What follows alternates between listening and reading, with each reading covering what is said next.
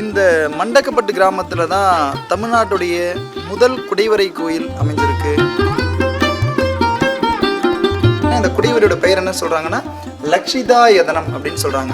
அப்ப ஆரம்ப காலத்துல முதலாம் மகேந்திரவர்மனுடைய காலத்துல கோயில் கல்லுல கட்டப்பட்டாலும் கூட இறைவனுடைய மூலவருடைய சிற்பங்கள் கல்லுல செய்யப்படலை அப்படின்றதுக்கு இது ஒரு சான்று.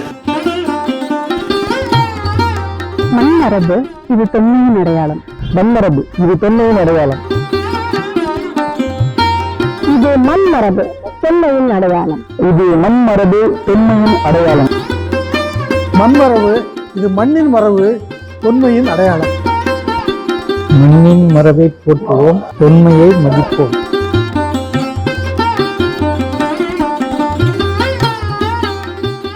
மண்மரபு நேயர்களுக்கு வணக்கம். நான் உங்கள் ஜீவா.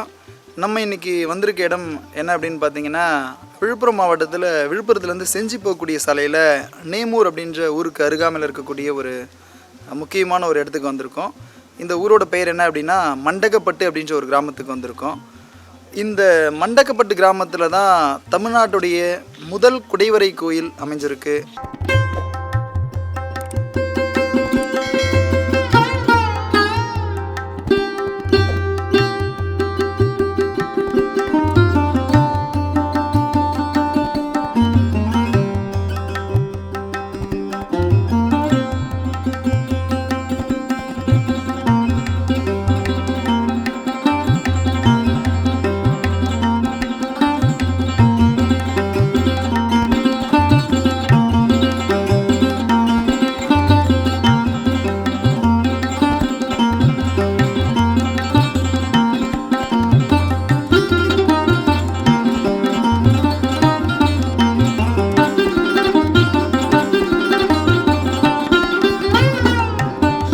முன்னாடி வீடியோவில் பார்த்த மாதிரி முதலாம் மகேந்திரவர்மன் கிட்டேருந்து நம்ம இந்த பயணத்தை தொடங்கியிருக்கோம். இந்த பயணத்தில் நம்ம இன்றைக்கி பார்க்க போகிற குடைவரை வந்து முதலாம் மகேந்திரவர்மனுடைய காலத்தில் தமிழ்நாட்டில் முதலாம் மகேந்திரவர்மன் உருவாக்கிய முதல் குடைவரை கோயிலை பற்றி தான் பார்க்க போகிறோம்.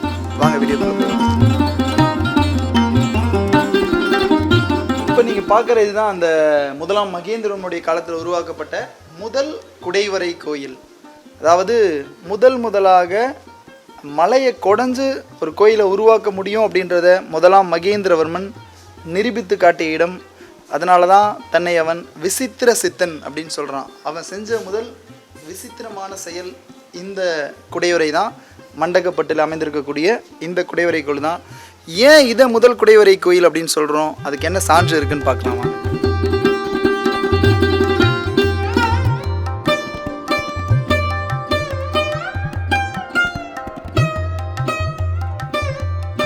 இந்த குடைவரையை எந்த சான்றுகள் அடிப்படையில் முதல் குடைவரை அப்படின்னு சொல்கிறோன்னு பார்த்தீங்கன்னா, முதலாம் மகேந்திரவர்மன் ரொம்ப தெளிவாக ஒரு கல்வெட்டு இந்த குடைவரையுடைய தூணில் வெட்டி வச்சுருக்கான். அதாவது இந்த நம்ம உள்ள குடைவரைக்குள்ளே வரும்போதே வந்து பார்த்திங்கன்னா இந்த படிக்கட்டு வழியாக வந்தீங்கன்னா முதல்ல இருக்கக்கூடிய ஒரு இந்த தூணுடைய மேலே இருக்கக்கூடிய சதுர பகுதியில் பார்த்திங்கன்னா ரொம்ப தெளிவான ஒரு கல்வெட்டு இடம் பெற்றிருக்கு. இந்த கல்வெட்டு வந்து எந்த எழுத்தில் எழுதப்பட்டிருக்கு அப்படின்னு பார்த்தீங்கன்னா பல்லவர் காலத்தை சேர்ந்த கிரந்தத்தில், பல்லவ கிரந்தத்தில் இந்த கல்வெட்டு வெட்டப்பட்டிருக்கு. இந்த கல்வெட்டு சொல்லக்கூடிய செய்தி தான் இதுதான் தமிழ்நாட்டுடைய முதல் குடைவரை அப்படின்றத ரொம்ப உறுதியாக சொல்லுது. இந்த கல்வெட்டில் தான் என்ன பண்ணுறான்னா முதலாம் மகேந்திரவர்மன் தன்னை விசித்திர சித்தன் அப்படின்னு குறிப்பிடுறான். அதோடு இல்லாமல் தமிழ்நாட்டில் நம்ம பார்க்கக்கூடிய கோயில்களுக்கெல்லாம் ஒரு முக்கியமான ஒரு மாற்றத்தை, கோயில் கட்டிடக்கலையில் ஒரு பெரிய ஒரு மாற்றத்தை உருவாக்கிய கல்வெட்டு.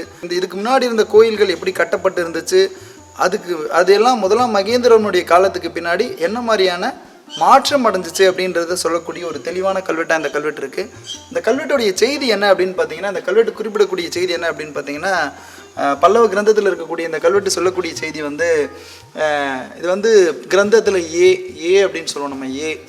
இது வந்து ஏதத் தனிஷ்டகம். அதாவது இந்த கல்வெட்டுடைய செய்தி நான் உங்களுக்கு அப்படியே வாசிச்சு காமிக்கிறேன். ஏதத் தனிஷ்டகம் அத்ருமம் அலோகம் அசூதம் விசித்திர சித்தேன நிர்மாபிதம் நிர்பேன பிரம்மேஸ்வர விஷ்ணு லக்ஷிதா யதனம். அதாவது இந்த கல்வெட்டு சொல்லக்கூடிய செய்தி என்ன அப்படின்னு பார்த்தீங்கன்னா, முதலாம் மகேந்திரவர்மன் வந்து இந்த கல்வெட்டில் தன்னை விசித்திர சித்தன் அப்படின்னு சொல்கிறான். அதோடு இல்லாமல் இந்த கல்வெட்டு செய்தி என்ன அப்படின்னு பார்த்தீங்கன்னா, மரம் இல்லாமல், உலோகம் இல்லாமல், செங்கல் இல்லாமல், சுதை இல்லாமல், காலத்தால் அழியாமல் இருக்கக்கூடிய மலையை குடைந்து ஒரு குடைவரையை நான் உருவாக்கியிருக்கேன் அப்படின்னு சொல்கிறான். அதோடு இல்லாமல் என்ன சொல்கிறான்னா, இந்த மாதிரியான ஒரு விசித்திரமான செயலை செய்ததற்காக தன்னை விசித்திர சித்தன் அப்படின்னும் வந்து முதலாம் மகேந்திரவர்மன் இந்த கல்வெட்டு மூலமாக தெரிவிக்கிறான். இந்த குடைவரை அவன் என்ன சொல்கிறான் அப்படின்னு பார்த்தீங்கன்னா, இந்த குடைவரையோட பெயர் என்ன சொல்கிறாங்கன்னா லக்ஷிதாயதனம் அப்படின்னு சொல்கிறாங்க. இந்த குடைவரையை வந்து தன்னை வந்து இவன் என்ன சொல்கிறான்னா லக்ஷிதாயதனம் அப்படின்ற குடைவரை அமைச்சு கொடுக்குறேன். அதாவது நிர்மாபிதம் நிர்பேன பிரம்ம ஈஸ்வர விஷ்ணு லக்ஷிதாய் யதனம் அப்படின்றான். அப்போ என்னென்னா இந்த குடைவரையை யார் யாருக்கெல்லாம் உருவாக்குறதா சொல்கிறான் அப்படின்னு பார்த்தீங்கன்னா, பிரம்மா, சிவன், விஷ்ணு ஆகிய மும்மூர்த்தியருக்காக காலத்தால் அழியக்கூடிய மரம் இல்லாமல், செங்கல் இல்லாமல், சுதை இல்லாமல், உலோகம் இல்லாமல், காலத்தால் அழியாமல் நிலைத்து நிற்கக்கூடிய இந்த மலையை குடைந்து இந்த மூவருக்காக லக்ஷிதாயதனம் அப்படின்ற குடைவரையை எடுத்து கொடுக்கறதால தன்னை விசித்திர சித்தன் அப்படின்னு முதலாம் மகேந்திரவர்மன் குறிப்பிடுறான். இன்றைக்கி நம்ம பார்க்கக்கூடிய இந்த குடைவரை அமைந்திருக்கக்கூடிய மண்டகப்பட்டு இன்றைக்கி சாதாரண ஒரு கிராமமாக இருந்தாலும் கூட கிட்டத்தட்ட 6ஆம் நூற்றாண்டு காலகட்டத்தில் முதலாம் மகேந்திரனுடைய காலத்தில் இன்றையிலிருந்து சற்றப்போ ஒரு 1400 ஆண்டுகளுக்கு முன்னாடி பார்த்திங்கன்னா இந்த நாடே விசித்திரமாக பேசப்பட்ட ஒரு இடமா நிச்சயமாக இருந்திருக்கும். முதலாம் மகேந்திரவர்மன் இந்த இடத்துல வந்து நின்று ரொம்ப விசித்திரமாக இந்த குடைவரையை பார்த்துருப்பான் அப்படின்றதுல எந்த சந்தேகமும் மாற்று கருத்தும் கிடையாது. இந்த நான் குறிப்பிட்ட மாதிரி இந்த குடைவரையுடைய உள்ள 3 பேருக்குமான தனித்தனியே கருவறைகள் இருக்குது அப்படின்னு சொல்லியிருந்தேன். நம்ம அப்படியே ஒவ்வொன்றா இந்த குடைவரையை பற்றி உள்ளே பார்க்கலாம் வாங்க. இதுதான் முதல் குடைவரை அப்படின்னு நான் குறிப்பிட்டிருந்தேன். இதில் நம்ம பார்க்க வேண்டிய விஷயங்கள் என்ன அப்படின்னா, ரொம்ப முதல்ல வந்து ஆரம்ப காலத்தில் இந்த மாதிரியான மலையை குடைஞ்சு கோயிலை செய்கிறது அப்படின்றது எவ்வளோ கடினமான விஷயம். இன்றைக்கி மாதிரியான ரொம்ப நவீன கருவிகள்லாம் எதுவும் இல்லை. முழுக்க முழுக்க உளிகளை கொண்டு கல்தச்சர்களை கொண்டு மட்டுமே இந்த குடைவரை எடுக்கப்பட்டுச்சு. அப்போ இதுக்கு முன்னாடி எதுவும் இந்த மாதிரி குடைவரைகள் எடுக்கப்படலையா அப்படின்ற ஒரு வினாக்கள் வரலாம். அப்போ இதுக்கு முன்னாடி முதலாம் மகேந்திரவர்மனுக்கு முன்னாடி வேறு எங்கேயுமே கல்லில் குடைஞ்சு குடைவரைகள் எடுக்கப்படலையா அப்படின்னா எடுத்திருக்காங்க. முன்னாடி அசோகருடைய காலத்தில் எடுத்திருக்காங்க. உலக வெவ்வேறு நாடுகளில், இந்தியாவில் வேறு பகுதிகளில் இதுக்கு முன்னாடி இந்த மாதிரி மலையை குடைஞ்சு குடைவரைகள் எடுக்கக்கூடிய வழக்கம் இருந்தாலும் கூட பாதாமியில் சாளுக்கியர்கள் பாதாமியில் குடைவரைகளை பண்ண ஆரம்பிச்சிட்டாங்க. ஆனாலும் கூட இந்த முதலாம் மகேந்திரவர்மன் மண்டகப்பட்டில் எடுத்திருக்க குடைவரை மிக மிக ஒரு சவாலான விஷயம். ஏன் அப்படின்னு பார்த்தீங்கன்னா, நம்ம நிற்கக்கூடிய இந்த குடைவரை அமைந்திருக்கக்கூடிய பாறை மலை வந்து பார்த்திங்கன்னா முழுமையான ஒரு கிரைனட், அதாவது ரொம்ப கடினமான வலிமையான ஒரு கிரைனட். அந்த பக்கம் சாளுக்கியர்கள் எடுத்திருக்கக்கூடிய பாதாமி குடைவரைகள்லாம் வந்து பார்த்திங்கன்னா கொஞ்சம் சாஃப்ட் ஸ்டோனாக இருக்கும், அதாவது மணற்பாங்கான கல், எளிமையாக அதை வந்து உடச்செடுக்கலாம். ஆனால் இது வந்து பார்த்திங்கன்னா முழுக்க முழுக்க ரொம்ப ஒரு வலிமையான ஒரு அடர்த்தியான கிரைனட். இதை உடச்சி எடுக்கிறது அப்படின்றது அவ்வளோ எளிமையான விஷயம் கிடையாது. அன்றைய காலகட்டத்தில் எந்த விதமான பெரிய தொழில்நுட்ப வளர்ச்சி இல்லாத காலகட்டம். ஆனால் அதை ரொம்ப பெரிய அந்த சவாலான விஷயத்தை ரொம்ப சிறப்பாக செஞ்சு காமிச்சவன் யாருன்னா முதலாம் மகேந்திரவர்மன். அதனால தான் அவனே வந்து இந்த குடைவரையை பார்த்து வியந்து போய் வந்து கல்வெட்டில் என்ன சொல்கிறான்னா தன்னை விசித்திர சித்தன்னு சொல்கிறான். இது ஆரம்ப கால குடைவரை அப்படின்றதுக்கு ரொம்ப நம்ம எளிமையாக புரிஞ்சுக்கணும் அப்படின்னு பார்த்தீங்கன்னா, இந்த தூண்களை வச்சு நம்ம எளிமையாக அடையாளம் காணலாம். இந்த தூண்களோட அமைப்பு வந்து பார்த்தீங்கன்னா தெரியும்.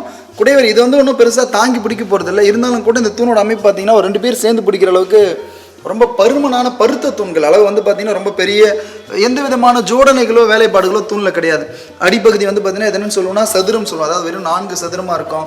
இதுக்கு மேலே இருக்கிறது ஒரு 8 பட்டையாக இருக்கும். இதை வந்து கட்டு அப்படின்னு சொல்லுவோம். இது சதுரம், இது கட்டு, மேலே திரும்ப இதை வந்து சதுரம் அப்படின்னு சொல்லுவோம். இந்த சதுர பகுதியில் தான் அந்த முதல்ல இருக்கக்கூடிய தூணில் கல்வெட்டு இருக்கிறத பார்ப்போம். இதுக்கு மேலே இருக்க பகுதிக்கு பேர் என்ன சொல்லுவோம்னு பார்த்தீங்கன்னா போதிகை அப்படின்னு சொல்லுவோம்.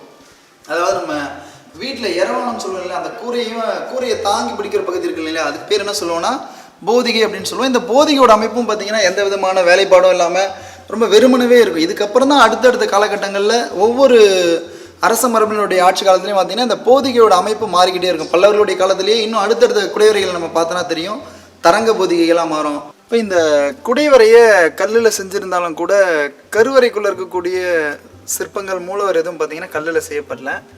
ஆனால் இந்த குடைவரையில் 2 விஷயம் மட்டும்தான் வந்து 2 சிற்பங்கள் மட்டும்தான் கல்லிலேயே இந்த குடைவரையில் செஞ்சுருக்காங்க. 2 பக்கமும் இருக்கக்கூடிய அந்த வலது இடது புறங்களில் இருக்கக்கூடிய துவாரபாலர்களுடைய சிற்பங்களை மட்டும்தான் நம்மளால் கல்லில் பார்க்க முடியுது. இந்த துவாரபாலர்களுடைய சிற்பம் வந்து பார்த்திங்கன்னா கிட்டத்தட்ட ஒரு 7 அடி உயரத்துக்கு ரொம்ப ஒரு நல்ல கம்பீரமான தோற்றத்தோடு இருக்கிறத பார்க்க முடியுது. பல்லவர் காலத்தில் துவாரபாலர்களுடைய சிற்பமே வந்து பார்த்திங்கன்னா தனி அழகு, அதுக்கே ஒரு தனியாக முக்கியத்துவம் கொடுத்துருப்பாங்க. ரொம்ப ஒரு நல்ல பிரம்மாண்டமான தோற்றத்தில் இந்த துவாரபாலருடைய சிற்பம் இருக்கிறத பார்க்கலாம். அதே மாதிரி அதனுடைய அணிகலன்கள் இடையில வந்து பார்த்திங்கன்னா இந்த முகமே வந்து இந்த கண் இந்த முக பாவனை பார்த்திங்கன்னா ரொம்ப ஒரு உக்கிரமாக கோபமாக இருக்கார் அப்படின்றது ஒரு கோவத்துடைய வெளிப்பாடு மாதிரி நல்லா முறைச்சிட்டு இருக்க மாதிரியான ஒரு முக பாவனையோடு இருப்பாங்க. அது மாதிரி இந்த அவங்களுடைய அந்த தலையமைப்பு, அதுக்கப்புறம் இங்கே பார்த்திங்கன்னா 2 பக்கம் 2 இலைகள் மாதிரி காமிச்சிருப்பாங்க. அவங்களுடைய கிரீடத்தை ஒட்டி தலைப்பகுதியில் ஒரு 2 இலைகள் காமிச்சிருப்பாங்க. அது மாதிரி காதுகளில் நல்லா பெரிய குண்டலங்கள், அதனுடைய பாதி தான் நமக்கு தெரியும். கழுத்தணி இருக்கும். அதே மாதிரி இடையில வந்து பார்த்திங்கன்னா ஒரு முப்புரி நூல், இடையில ஒரு அணிகலன். அதே மாதிரி அவங்களுடைய ஆடையாக வந்து பார்த்திங்கன்னா நம்ம இந்த மரப்பாச்சின்னு சொல்லுவோம். அதாவது வந்து கீழ்ப்பாச்சி அப்படின்னு ஒரு ஆடை சொல்லுவாங்க. இந்த மரமேறிகள்லாம் இருக்காங்க இல்லையா, மரம் ஏறக்கூடியவங்க பயன்படுத்தக்கூடிய மாதிரியான ஒரு ஆடையை வந்து இந்த துவாரபாலருடைய சிற்பம் அணிஞ்சிருக்கிறத பார்க்கலாம். கீழ்ப்பாச்சி அப்படின்னு சொல்லக்கூடிய மரமேறிகளுடைய ஆடை மாதிரியான ஒரு இடை ஆடை காட்டப்பட்டிருக்கும். அதே மாதிரி அவங்களுடைய கைகளில் வந்து பார்த்திங்கன்னா தோல் பட்டையில் தோல் வலை இருக்கும், கைகளில் கை வலை. இந்த கையிலையும் வந்து பார்த்திங்கன்னா நம்ம 2 கைகளிலுமே வந்து தோல் வலை, கை வலை இதெல்லாம் காட்டப்பட்டிருக்கும்.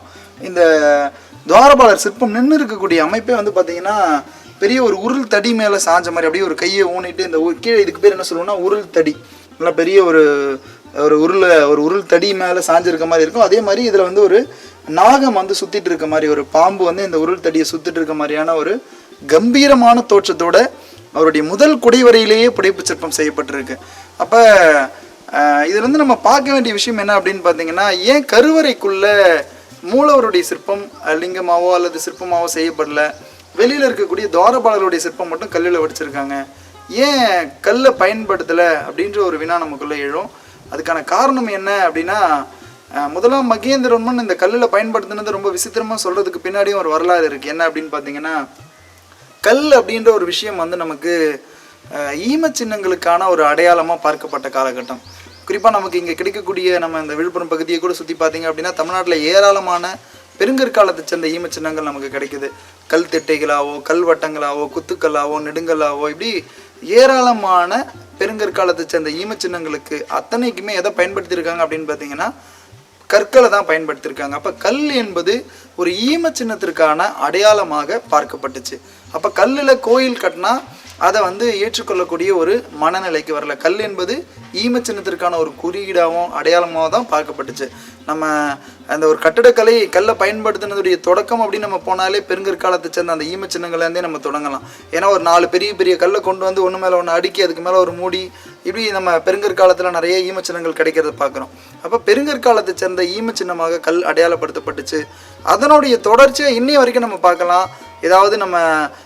ஏதாவது ஒரு காரியம் செய்யும்போது பார்த்திங்கன்னா இன்றைக்கும் கிராமங்களில் அந்த கற்களை வந்து அந்த நதிக்கரை ஏதாவது ஒரு குளக்கரையிலோ அல்லது நீர்நிலைகளை ஒட்டியோ கல்லை வச்சு தான் இறந்தவர்களுக்கான அந்த வழிபாடு செய்யக்கூடிய வழக்கம் இன்றளவும் தொடர்ந்து இருக்குது. அதனால தான் வந்து கல்லை வந்து அவங்க ஒரு ஈம சின்னத்திற்கான குறியீடாகவும் அடையாளமாகவும் பார்த்துருக்காங்க. அப்போ ஆரம்பத்தில் முதலாம் மகேந்திரவர்மன் என்ன பண்ணுறான்னா, குடைவரையை கோயிலை கல்லில் உருவாக்கிட்டான். ஆனாலும் கூட நம்ம உள்ளே இருக்கக்கூடிய மூலவருடைய திருமேனிகளை வந்து கல்லுக்குள்ளே கொண்டு வரல. அதனால தான் 2 பக்கமும் துவாரபாலர்கள் சிற்பம் மட்டும்தான் இந்த குடைவரையில் கல்லில் இருக்கும். இதை தாண்டி வேற ஒரு சிற்பங்கள் கூட நம்ம இந்த குடைவரையில் கல்லில் பார்க்க முடியாது. சார், இப்போது நம்ம மாமல்லபுரம்லலாம் பார்த்தா பல்லவர்களோட வேலைப்பாடு வந்து எப்பயுமே அதிகமாக இருந்திருக்கு, சிற்பங்கள்லேயும் சரி தூண்கள்லேயும் சரி. ஆனால் இங்கே இருக்க தூண்கள்லாம் வந்து ரொம்ப பிளெயினாக இருக்குது சார். இல்லை, அதான் வந்து நான் முன்னாடியே சொன்னேன் இல்லைங்களா, இதுதான் வந்து ஒரு முதல் குடைவரை. அப்போ முதல்ல செய்யும்போது என்ன பண்ணுறாங்கன்னா, அவங்களுக்குமே இது ஒரு ட்ரையல் அண்ட் எரர் மாதிரி தான். இதுக்கு முன்னாடி சாளுக்கியர்கள் பண்ணியிருக்க அவங்களுடைய பாதாமி, இன்றைக்கி வந்து நம்ம வந்து பாதாமி அப்படின்னு சொல்லக்கூடிய அன்றைய வாதாபியில் சாளுக்கியர்களுடைய தலைநகரில் வந்து நிறைய குடைவரைகள் இருக்குது. ஆனால் அதெல்லாம் வந்து பார்த்திங்கன்னா ஒரு சாண்ட் ஸ்டோன் சொல்லக்கூடிய ஒரு மணற்பாங்கான கல், எளிமையாக எல்லாமே பண்ண முடியும். இங்கே வந்து இந்த தூண்கள்லாம் வெறுமனே இருக்குது, ஒரு எந்த விதமான வேலைப்பாடுகளும் இல்லாமல் ப்ளைனாக இருக்குது. மகாபலிபுரத்தில் நிறைய வேலைப்பாடுகள்லாம் இருக்குது தூணில் அப்படின்னு சொல்கிறீங்க இல்லையா, இதுதான் அது எல்லாத்துக்குமே முதல்ல ஒரு அவன் இங்கே தான் தொடங்குறான். அப்போ ஆரம்ப காலத்தில் அவனுக்கு இன்னும் தூண்களில் சிற்பம்லாம் செய்யணும் அப்படின்ற ஒரு விஷயம் அதுக்குள்ளே போல அவன். அப்போ ஆரம்பத்தில் வெறுமனே என்ன பண்ணான்னா ஒரு பிளைனாக ஒரு தூண் மாதிரியான ஒரு அமைப்பை மட்டும்தான் செய்கிறான். ஈவன் உள்ளே எந்த சிற்பங்களுமே இல்லை. நம்ம அந்த அதையும் பார்க்கலாம், உள்ளே எந்த சிற்பங்களும் இல்லாமல் இருக்கிறத பார்க்கலாம். இதுக்கு அடுத்தடுத்து முதலாம் மகேந்திரனோட குடைவரைகளே பார்த்தீங்கன்னா பக்கத்தில் தலவானூரில் இருக்குது, மேலச்சேரியில் இருக்குது, சிங்கவரத்தில் இருக்குது, சீயமங்கலத்தில் இருக்குது. அடுத்தெல்லாம் போகும்போது பார்த்தீங்கன்னா என்ன பண்ணுறாங்கன்னா இன்னும் இதுலேருந்து அடுத்தடுத்த ஸ்டேஜுக்கு போயிடுறான். பிரம்மாண்டமாக இருக்குது. தூண்கள் எல்லாம் மெல்லிய அளவில் ரொம்ப மெலிசாகுது. தூண்களில் நிறைய வேலைப்பாடுகள் வந்துடுது. இப்போ இதுக்கு அடுத்த லெவலுக்கு போகும்போது என்ன பண்ணுவான்னா இந்த தூண்களில் வந்து ஒரு பத்மத்தை காமிப்பான். ஒரு பத்மம் போட்டிருப்பான், இங்கே ஒரு பத்மம் போட்டிருப்பான். இப்படி கொஞ்சம் சின்ன சின்ன வேலைப்பாடுகள், இந்த போதிகைகள்லாம் தரங்க போதிகைலாம் மாறும். அதில் ஏதாவது சின்ன தோரணங்கள் மாதிரியான ஒரு அலங்கார வேலைப்பாடுகள். நம்ம பக்கத்தில் தலவானூர் போனீங்கன்னா பார்க்கலாம். தலவானூரில் அழகாக இதில் வந்து தோரண வேலைப்பாடுகள்லாம் இருக்கிற பார்ப்போம். அப்போ இது ஆரம்ப கால குடைவரை அப்படின்றதால இதான் ஃபஸ்ட்டு முதல்ல பண்ணும்போது என்ன பண்ணுறான்னா தூணில் பெரிய வேலைப்பாடுகள்லாம் எதுவும் இல்லாமல் தூணோட அமைப்பே பார்த்தீங்கன்னா ஒரு 2 பேர் சேர்ந்து பிடிக்கிற மாதிரி இருக்கும். ஆனால் நம்ம மகாபலிபுரத்தில் இருக்க தூண்கள்லாம் வந்து பார்த்தீங்கன்னா ரொம்ப சைஸ் சின்னதாயிரும். சிம்மம் தாங்கிய தூண் மாதிரி இருக்கும். நரசிம்ம பீரியட்லாம் போகும்போது ரொம்ப எளிமையான ரொம்ப ஒரு சின்ன ஒரு நுட்பமான வேலைப்பாடுகளோட தூண்கள் எல்லாம் இருக்கிறது பார்ப்போம். இது ஆரம்ப காலம் அப்படின்றதால இந்த மாதிரியான ஒரு அமைப்பில் செஞ்சுருக்காங்க. சிற்பங்கள் வந்து இங்கே அதிகமாக இல்லை. ஆனால் இப்போ பார்த்தா அந்த மும்மூர்த்திகளுக்கான கோயிலில் அந்த தெய்வங்களோட சிற்பங்களும் இல்லை. அது வந்து வைக்கவே படலையா இல்லை அது என்னது சார் அந்த விஷயம்? இப்போ நீங்கள் கேட்டது வந்து கருவறைக்குள்ளே வாங்க உள்ளே போய் பார்க்கலாம். கருவறைக்குள்ளே வந்து பார்த்தீங்கன்னா எந்த விதமான மூலவருடைய சிற்பங்களுமே இல்லை. நம்ம முன்னாடியே கல்வெட்டில் ஒரு குறிப்பிட்ட மாதிரி இந்த குடைவரை வந்து 3 கருவறைகளோடு இருக்குது அப்படின்னு சொன்னாங்க. இது முதல்ல இது வந்து மும்மூர்த்தியராக இருக்கக்கூடிய பிரம்மா, சிவன், விஷ்ணு அப்படின்னு அந்த மும்மூர்த்தியருக்காக இந்த குடைவரைக்குள்ள கருவறைகள் அமைச்சிருக்காங்க. இந்த கருவறையோட அளவு வந்து பார்த்தீங்கன்னா கிட்டத்தட்ட ஒரு ஒன்றுமே வந்து பார்த்தீங்கன்னா ஒரு 3 அடிக்கு 6 அடி இருக்கும்.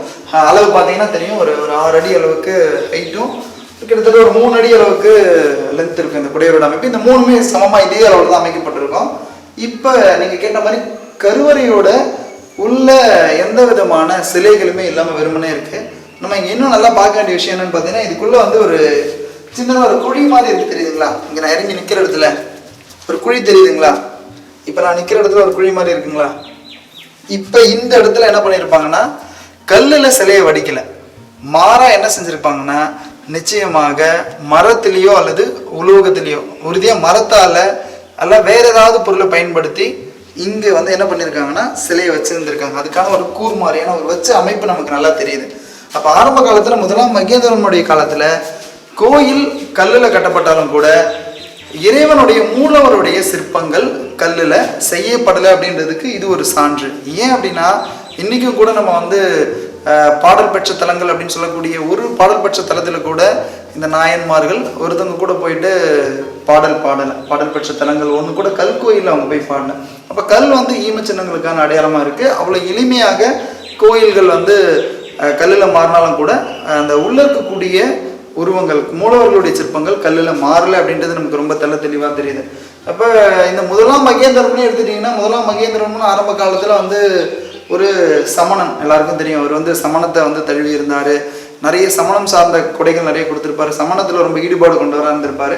பின்னாடி நம்ம அப்பர் அப்படின்னு சொல்லக்கூடிய திருநாவுக்கரசர் தான் வந்து முதலாம் மகேந்திரவர்மன் சமணத்திலிருந்து சைவத்துக்கு மாறுறதுக்கு காரணமாக இருந்திருப்பார் அப்படின்னு பார்த்தோம். அதில் நம்ம முதலாம் மகேந்திரவர்மனுடைய காலத்தில் நம்ம இந்த அவருடைய சமகாலத்தவராக இருந்த அப்பர்னு சொல்லக்கூடிய திருநாவுக்கரசருக்கும் அவருக்கும் இடையில நிறைய பூசல்கள் ஏற்படும். ஏன்னா அவருமே யாருன்னா திருநாவுக்கரசருமே வந்து ஒரு சமணம். அவர் வந்து ஏற்கனவே வந்து சைவத்திலேருந்து சமணத்துக்கு போனவராக இருப்பார். பின்னாடி அவர் எப்படி சமணத்திலிருந்து சைவத்துக்கு வந்தார்ன்ற செய்தியெல்லாம் நமக்கு தெரியும். அதாவது அவருக்கு ஒரு சூளை நோய் அப்படின்னு சொல்லக்கூடிய ஒரு தீராத வயிற்று வலி ஏற்பட்டு அவங்களுடைய அக்கா திருவதிக்கு வீரட்டானத்தில் இருக்காங்க திலகவதி, அவங்க என்ன பண்ணுறாங்கன்னா ஒரு திருநீர் பூசி நீ வந்து சமணத்துலேருந்து சைவத்துக்கு மாறு, உன்னுடைய சூளை நோய் தீரும் அப்படின்னு சொல்லும்போது அதே மாதிரி அவருக்கான அந்த தீராத வயிற்று வலி தீர்ந்து என்ன பண்ணுறாருன்னா திருநாவுக்கரசர் வந்து சமணத்திலிருந்து சைவத்துக்கு மாறுறாரு. இப்போ இது தெரிஞ்சுட்டு முதலாம் மகேந்திரவர்மன் வந்து திருநாவுக்கரசர் மேலே ரொம்ப கோபமாக வரான். இவர் ஊராக போய் பதிகங்களை பாட ஆரம்பிக்கிறாரு. இப்போ இந்த 2 பேருக்கு இடையில நிறைய நம்ம படிச்சிருப்போம். நிறைய தண்டனைகள்லாம் கொடுத்ததை பற்றி கடலில் கட்டி கடைசியாக வந்து என்னென்னவோ கொடுத்து பார்ப்பாங்க. யானையை விட்டு மிதிக்க வைக்கிறது, அந்த அறைக்குள்ளே அடைச்சி வைக்கிறது, இப்படிலாம் பண்ணும்போது அவர் வந்து மாற மாதிரி தெரியல. கடைசியாக வந்து ஒரு கல்லை கட்டி கடலில் தூக்கி போடுங்க அப்படின்னு சொல்லும்போது முதலாம் மகேந்திரவர்மன் சொல்கிறாரு. அதே மாதிரி அப்புறம் என்ன பண்ணுறாங்கன்னா ஒரு கல்லில் கட்டி கடலில் போட்டாங்க. அப்பயும் அதுக்கப்புறம் ஒரு பதிகம் பாடுறாரு. அப்போ என்ன பண்ணுறாருன்னா சொற்றுணை வேதியன் சூதியானவன் பொற்றுணை திருத்தடி பொருத்த கைத்தொழ கற்றுணை பாய்ச்சி ஒரு கடலில் பாய்ச்சினும் நற்றுணை ஆவது நமச்சிவாயம் அப்படின்னு சொன்னோடனே அந்த கல் அப்படியே மிதந்து கரைக்கு வந்துருச்சு அப்படின்ற மாதிரி நம்ம கேள்விப்பட்டிருப்போம். அப்போ இதை பார்த்ததுக்கு பின்னாடி தான் முதலாம் மகேந்திரவர்மன் மனம் மாறி என்ன வரான்னா சமணத்திலிருந்து சைவத்துக்கு மாறலாம். இன்றைக்கும் நமக்கு கடலூர் திருப்பாதிரி புலியூர்னு சொல்லக்கூடிய இன்றைய கடலூர் இருக்கு இல்லைங்களா, அங்கே தான் வந்து அவர் கடல்லேருந்து கல்லுலேருந்து மிதந்து வந்ததுக்கப்புறம் முதல் பதிகம் பாடுறாரு அப்பர். அப்போ இன்றைக்கும் அந்த பகுதியில் வந்து கரையேற்றி விட்டான் குப்பம்னு ஒரு சின்ன ஒரு கடற்கரையை ஒட்டி இருக்கக்கூடிய ஒரு குப்பம் இருக்குது. அதனுடைய நினைவாக அந்த பேரையும் சொல்கிறாங்க. இப்படி பல சவால்களுக்கு மத்தியில் தான் முதலாம் மகேந்திரவர்மன் சமணத்திலிருந்து சைவத்துக்கு மாறுறான். அப்படி மாறினதுக்கு பின்னாடி தான் இந்த மாதிரி நிறைய கோயில்களை எடுக்க ஆரம்பிக்கலாம். அதே மாதிரி முதலாம் மகேந்திரவர்மன் என்ன பண்ணுறான்னா, இப்போ திருவதியில் வந்து குணபர ஈஸ்வரம் அப்படின்ற ஒரு கோயிலையும் திரும்ப உருவாக்குறான். அவன் அப்போ சமணத்திலிருந்து சைவத்துக்கு மாறினதற்கான ஒரு குறியீடாக அந்த குணபர ஈஸ்வரம் பார்க்கப்படுது. ஏன்னா ஏற்கனவே அங்கே வீரட்டானேஸ்வரன் ஒரு கோயில் இருக்குது, அங்கே தான் திலகவதி இருக்காங்க, இந்த விஷயங்கள் எல்லாம் அங்கே தான் நடக்குது. இப்போ அவன் எந்த மாதிரியான சூழலில் மாறி இருக்கான்னு தெரியுது. அப்போ நமக்கு அவ்வளோ எளிமையாக வந்து இந்த மாற்றம் அப்படின்றது ஏற்படலன்றது நமக்கு ரொம்ப தெளிவாக தெரியுது.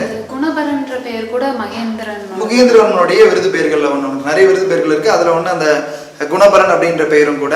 இப்போ இந்த குடைவர்கள் நமக்கு விசித்திர சித்தன் அப்படின்ற ஒரு விருது பேர் கிடைக்கும். அதே மாதிரி மத்த விலாச பிரகாசனன், அவன் சித்திரம் வரைதில் கை தேர்ந்தோன்னா அதனால சித்திரக்காரப்புலி, சங்கீதத்தில் ரொம்ப கை தேர்ந்தோன்னா அதனால சங்கீர்ண ஜாதி இப்படின்னு நிறைய விருது பெயர்கள் அவனுக்கு உண்டு. இப்போ நம்ம சொன்ன மாதிரி இப்போ இந்த குடைவரில் கல்லில் ஓவியம், கல்லில் சிற்பங்கள் செய்யப்படல அப்படின்றது நமக்கு ரொம்ப தெளிவாக தெரியுது. அதில் ஒரு என்னன்னா, இப்போ நம்ம நிறைய குடைவரைகள் வந்து தாய்ப்பாறை சிற்பங்கள் வந்து பிரசித்தியா பார்ப்போம். அப்போ தாய்ப்பாறை சிற்பங்கள் வந்து மகேந்திரவர்மனுக்கு அடுத்துதான் வந்துச்சு. இல்ல, அப்படி இல்லை. இவருடைய காலத்திலேயே அதான் இப்போ இந்த குடைவரை ஆரம்ப காலத்துல ரொம்ப எளிமையா இருக்கு, சிற்பங்கள் இல்லை, வேலைப்பாடுகள் அதிகம் இல்லை. ஆனா இது பக்கத்துலேயே தலவானூர்னு ஒரு ஊர் இருக்கு. அங்க போனீங்கன்னா அங்க வந்து லிங்கம் இருக்கும் கருவறைக்குள்ள. இன்னும் நல்லா வளர்ச்சி நிலை இருக்கும் குடைவரைக்கு உள்ளே வந்து பாத்தீங்கன்னா ஒரு கருவறை நல்லா. இப்போ இந்த கருவறையோட அமைப்பு வந்து பாத்தீங்கன்னா ரொம்ப எளிமையா சிறிய அளவுல இருக்கு. அது தனியா கருவறையே வந்து ரொம்ப பெரிய அளவுல செஞ்சிருப்பாங்க. இன்னும் கோயிலோட அமைப்பே அங்க வந்திருக்கும். ஒரு கோயிலுடைய அடிப்படை கட்டுமானம், நம்ம கட்டுமான கோயில்கள் என்னென்ன உறுப்புகள்லாம் இருக்கும் அது அத்தனையும் அங்கவே நம்ம பார்க்கலாம். அந்த அளவுக்கு ஒரு வளர்ச்சி நிலை. ஆமா, அந்த குடைவரையிலேயே ஒரு வளர்ச்சி நிலை இருக்கும். நிறைய ஜோடனைகளோட வேலைப்பாடுகளோட அமைக்கப்பட்டிருக்கிறத பார்க்கலாம். இப்போ அடுத்தது இந்த மூணுமே இதே மாதிரி தான் இருக்கு.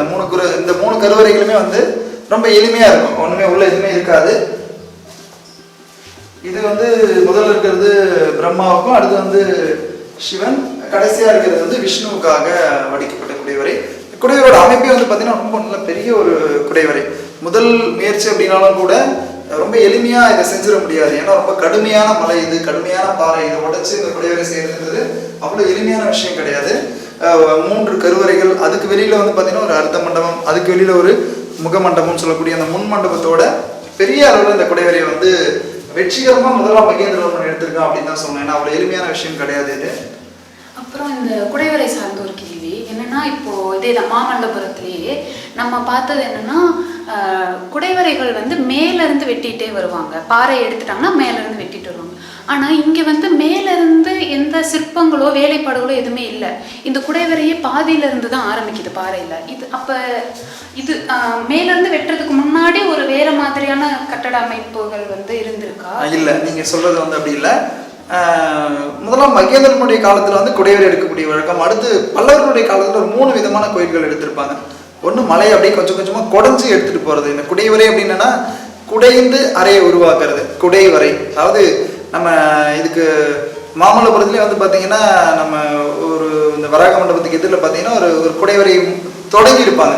அதாவது என்ன பண்ணுவாங்கன்னா ஒரு பெரிய பாறையில் ஒரு ஸ்கொயராக ஒரு சதுரமாக கொஞ்சம் கொஞ்சமாக உடச்சி உள்ளே கொண்டு வருவாங்க. அதாவது குடைஞ்சிட்டு உள்ளே போகிறது, மலையை குடைஞ்சி எடுத்துகிட்டு வர்றது. இப்போ என்ன பண்ணியிருப்பாங்கன்னா ஒரு பாக்ஸாக கட் பண்ணி, அப்போ அந்த பில்லர் வரும்போது அதை மார்க் பண்ணுறாங்க, இந்த இடத்துல தூணை விட்டுட்டு உடச்சிட்டு போகணும், அடுத்து உள்ளே இது வரணும் அப்படின்னு என்ன பண்ணுவாங்கன்னா கொஞ்சம் கொஞ்சமாக உடச்சி உள்ளே எடுத்துகிட்டு போகிறது. அது வந்து அதனால தான் இதுக்கு பேரே நம்ம குடைவரை, ராக் கட் டெம்பிள் அப்படின்னு சொல்லுவோம் இங்கிலீஷில். ராக் கட் டெம்பிள், அதாவது ராக்கை கொஞ்சம் கொஞ்சமாக கட் பண்ணி உள்ளே போகிறது, அதை உடச்சி உள்ள ஹாலோவாக கொண்டு போகிறதுக்கு பேர் இந்த குடைவரைன்னு சொல்லக்கூடிய ராக் கட்டு. நீங்கள் மேலேருந்து உடச்சிட்டு வரதுன்னு சொல்கிறது என்னென்னா மோனோலித்திக் டெம்பிள்னு சொல்லுவோம். அதாவது ஒரு பாறையை தேர்ந்தெடுத்து மேலேருந்து கொஞ்சம் கொஞ்சமாக உடச்சி கொண்டு வருவாங்க. அதுக்கு பேர் மோனோலித்திக் டெம்பிள், அதாவது ஒற்றைக்கல் கோயில் அல்லது ஒற்றைக்கல் ரதம் அப்படின்னு சொல்லுவோம். அது வந்து மோனோலித்திக். அதை தான் என்ன பண்ணுவாங்கன்னா மேலேருந்து கொஞ்சம் கொஞ்சமாக உடச்சி கொண்டு வருவாங்க. ஆனால் இது அப்படி இல்லை, இதை கொஞ்சம் கொஞ்சமாக உடச்சி குடைஞ்சிட்டு உள்ளே வருவாங்க. இதுக்கு பேர் குடைவரை அப்படின்னு சொல்லுவோம். இன்னொன்று ராஜசிம்மன் அறிமுகப்படுத்தினது என்னன்னா கல்லையே கட்டுமான கோயில்னு சொல்லுவாங்க. அதாவது கல் இல்லாத இடத்துல ஒரு கல்லை கொண்டு போய் ஒன்று மேலே ஒன்று அடுக்கி கட்டுறதுக்கு பேர் கட்டுமான கோயில் அப்படின்னு சொல்லுவோம். இந்த குடைவரை அமைப்பு ரொம்ப ஒரு பிரம்மாண்டமான குடைவரை. இன்னைக்கு ரொம்ப எளிமையாக தெரியுது. இன்னைக்கு வழிபாட்டில் இல்லை, மூலவரோட சிற்பங்கள் இல்லை, இன்னைக்கு ஒரு சின்ன கிராமமாக இருக்குது. ஆனால் அன்றைய காலகட்டத்தில் பார்த்தீங்கன்னா இது ஒரு பிரம்மாண்டத்தின் உச்சம். அதாவது விசித்திரமான ஒரு செயலை அவன் செஞ்சுருக்கான் அப்படின்னு முதலாம் மகேந்திரவர்மர் தன்னை வந்து விசித்திர சித்தன் அப்படின்னு சொல்கிற அளவுக்கு ஒரு பிரம்மாண்டமான இடம். கிட்டத்தட்ட இந்த குடைவரை வந்து பார்த்தீங்கன்னா தரைமட்டத்திலேருந்து ஒரு 10 அடி உயரத்தில் மேலே உயர்த்தி கட்டிடுச்சு. தலைமட்டத்திலேருந்து ஒரு 10 அடி உயரத்தில் இந்த மலையை தேர்ந்தெடுத்து அவங்களோட தலைநகர் எங்கே இருக்குன்னா காஞ்சியில் இருக்குது. தொண்டை மண்டலத்தில் காஞ்சியில் இருக்கக்கூடிய தலைநகர். இங்கே விழுப்புரம் பகுதியில் இருக்கக்கூடிய மண்டகப்பட்டை தேர்ந்தெடுத்து இந்த குன்றை தேர்ந்தெடுத்து இந்த குடைவரை உருவாக்கியிருக்கோம் அப்படின்னா நிச்சயமாக வந்து உண்மையிலேயே இது வந்து விசித்திரமான செயல் தான். அதனால தான் அவர் வந்து விசித்திர சித்தன் அப்படின்னு கல்வெட்டில் குறிப்பிட்டிருக்காரு. இந்த இடம் வந்து எவ்வளோ சிறப்பானதுன்றதை வந்து பார்த்தோம். இன்னைக்கு பார்த்தோம் அப்படின்னாவே நம்ம இப்போ ஒரு 3 மணி நேரமாக இங்கே இருக்கோம். ஆனாலுமே நம்ம 4 பேர் மட்டும்தான் இங்கே இருக்கோம். அப்போது இது ஏன் மக்களிடையே இவ்வளோ பெரிய விஷயம் வந்து பேசப்படலையே அவங்களுக்கு தெரியல சார்? இல்லை, விழுப்புரம் மாவட்டத்தில் நிறைய முக்கியமான வரலாற்று சிறப்பு வாய்ந்த இடங்கள் இருக்குது. இன்றைக்கி இதை வந்து இந்திய தொல்லியல் துறை ஏஎஸ்சி அப்படின்னு சொல்லக்கூடிய ஆர்கியாலஜிக்கல் சர்வே ஆஃப் இந்தியா சொல்கிறாங்களா, அவங்களோட கட்டுப்பாட்டில் இது வந்து ஒரு ப்ரொடெக்டட் மானுமெண்ட்டு, அதாவது பாதுகாக்கப்பட்ட ஒரு பாரம்பரிய நினைவு சின்னம். இன்றைக்கி வழிபாட்டில் இல்லை. அதனால் நீங்கள் வந்து மக்கள் அதிக அளவில் யாருக்கும் தெரியாது. இது முக்கியமான ஒரு தமிழ்நாட்டுடைய முதல் குடைவரையாக இருந்தாலும் கூட அதிகமான ஆட்களுக்கு இது தெரியல. அந்த இப்போ விழுப்புரத்தில் இருக்கக்கூடிய நிறைய சுற்றுலா இடங்கள் இருக்குது. இன்றைக்கி வந்து அரசு வந்து என்ன பண்ணலான்னா இதை வந்து சுற்றுலாவை மேம்படுத்தக்கூடிய நோக்கில் இந்த இடத்த வந்து என்ன பண்ணலான்னா மக்கள் எல்லாருக்கும் தெரியும்படியாக கொண்டு சேர்க்கலாம். அது மூலமாக வந்து இந்த இடத்த பற்றின ஒரு வரலாற்று சிறப்பு எல்லாருக்கும் தெரியும். கூடவே இந்த மாவட்டத்தினுடைய சுற்றுலா தலங்களில் இது கொண்டு வரணும் அப்படின்னு தொடர்ந்து நிறைய பேர் வந்து குரல் எழுப்பிட்டு தான் இருக்காங்க. இந்த ரொம்ப தொன்மையான இடமா இருக்குது, தமிழ்நாட்டிலேயே முதல் குடைவரையாக இது இருக்குது, அதனால் இதை வந்து விழுப்புரம் மாவட்டத்தில் இருக்கக்கூடிய சுற்றுலா தலங்களில் ஒன்றா அறிவிக்கணும் அப்படின்னு அதுக்கான முயற்சியை தமிழ்நாடு அரசு விரைந்து எடுத்துச்சுன்னா நிச்சயமாக இந்த குடைவரை வந்து உலகம் முழுவதும் இருக்க எல்லாருக்கும் சென்றடையும். அதில் எந்த விதமான மாற்று கருத்துமே இல்லை. இப்போ நம்ம பார்க்குறது இந்த மண்டகப்பட்டு குடைவரையை ஒட்டி இருக்கக்கூடிய பல்லவர் காலத்தை சேர்ந்த ஒரு ஏரி. நிச்சயமாக பல்லவ அரசர்கள் வந்து வெறும் வழிபாடு, குடைவரை, கோயில்கள் இதோடு இல்லாமல் கூடவே இந்த மாதிரியான குடைவரைகளை அமைக்கும்போது இதை ஒட்டி அந்த பகுதியில் இருக்கக்கூடிய மக்கள் பயன்பெறக்கூடிய வகையில் அவங்களோட பாசன வசதிக்காகவும் அவங்களுடைய விளைநிலங்களுக்கு பயன்படக்கூடிய வகையிலையும் நிறைய பேரேரிகளையும் அமைச்சு கொடுத்துருக்காங்க. நிச்சயமாக அந்த வகையில் இந்த மண்டகப்பட்டு குடைவரையை ஒட்டி இருக்கக்கூடிய இந்த ஏரியும் பல்லவர்களுடைய காலத்தில் உருவாக்கப்பட்டதாக தான் இருக்கணும். இதே மாதிரி நிறைய இடங்களில் அவனுடைய மாமண்டூர் குடைவரையில் ஒட்டி இருக்கக்கூடிய ஏரியாகட்டும் அல்லது மகேந்திரவாடி குடைவரை ஒட்டி இருக்கக்கூடிய மகேந்திரவாடி ஏரி, அவனுடைய மாமண்டூர் சித்திரமேக தடாகம், இப்படின்னு நிறைய தடாகங்களையும் கூட பல்லவர்கள் ஏற்படுத்தி கொடுத்துருக்காங்க அப்படின்றதுல எந்த வகையிலும் நமக்கு ஐயம் இல்லை. இன்றைக்கி நம்ம இந்த முதலாம் மகேந்திரவர்மனுடைய பல்லவர் காலத்தை சேர்ந்த தமிழ்நாட்டில் இருக்கக்கூடிய முதல் குடைவரை கோயிலை பற்றி முழுமையாக பார்த்துருக்கோம். எல்லாருக்கும் பயனுள்ளதாக இருக்கும் அப்படின்னு நம்புகிறோம். இதே மாதிரி தொடர்ந்து முதலாம் மகேந்திரவர்மனுடைய ஒவ்வொரு குடைவரைகளாக பார்க்க இருக்கோம். தொடர்ந்து எங்களுடைய மண்மரபு சேனலுக்கு உங்களுடைய ஆதரவு கொடுங்க. லைக் பண்ணுங்கள், ஷேர் பண்ணுங்கள், சப்ஸ்கிரைப் பண்ணுங்கள். அடுத்த வீடியோவில் ஒரு சுவாரஸ்யமான பல்லவர் கால குடைவரையோடு உங்களை சந்திக்கும் வரை உங்களிடமிருந்து விடைபெறுவது உங்கள் ஜீவா. நன்றி.